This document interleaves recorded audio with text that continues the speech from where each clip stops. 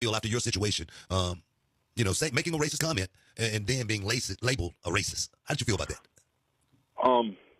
Because people make and I say that because people make comments all the time. It doesn't make them, it doesn't make them that. You're saying words are one thing, actions are another. Exactly.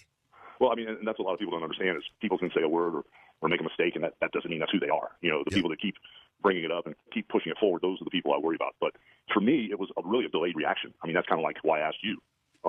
I had used the word, and now it's going on almost 13 years ago. What's the date now? 19, almost 20? Yeah, 19. yeah. No, I don't even know what year it is anymore. So it was said in 2006, and I was made aware of it probably, when did the darn Gawker trial start?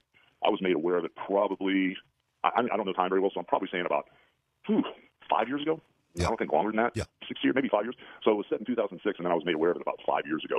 And to tell you the truth, I don't remember that conversation, but that definitely was me, and I definitely said it. And I mean, total idiot, totally out of control, bad situation. There's a million excuses for it, but it was me. I said it, and I try to be accountable for it. But the thing is, the people that know me, and it's really cool that you would say just because somebody says a word doesn't define them or doesn't mean who they are. Because the people that know me, the first person that called me when the publicity came out was my minister, Michael Beckwith. He runs the Agape Church there in Culver City.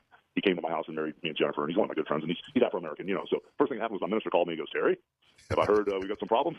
I explained to Michael what happened, and he goes, "First off, God forgives you," and he says, whenever you have a small problem, tell your big God about your small problems. I said, "Michael, I've already talked to him about it." And he goes, "Don't worry what people think about you. Worry what God thinks about you." And he gave me some really good uplifting advice.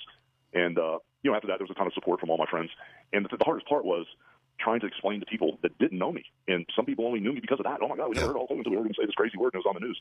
That was the hardest part, was trying to explain to people who didn't know me, who I really was. And it was so hard to – and there's a lot of people now that, I've apologized to on several different levels and several times. And there's still some people that, the jury's still out. Some people are still tentative and, trying to, show them, like you guys are talking about, my actions, who I really am. So it's been a really tough time.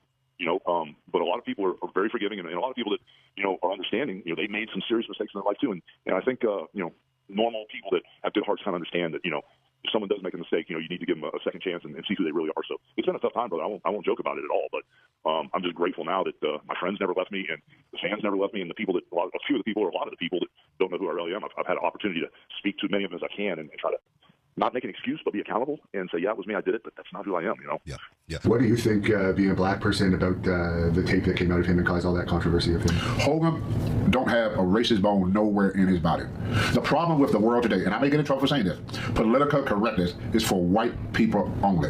If blacks do not want white people to use the N-word, then they have to stop using it. You can't tell one person, "I could do this," but you can't do it. That, to me, is reverse racism.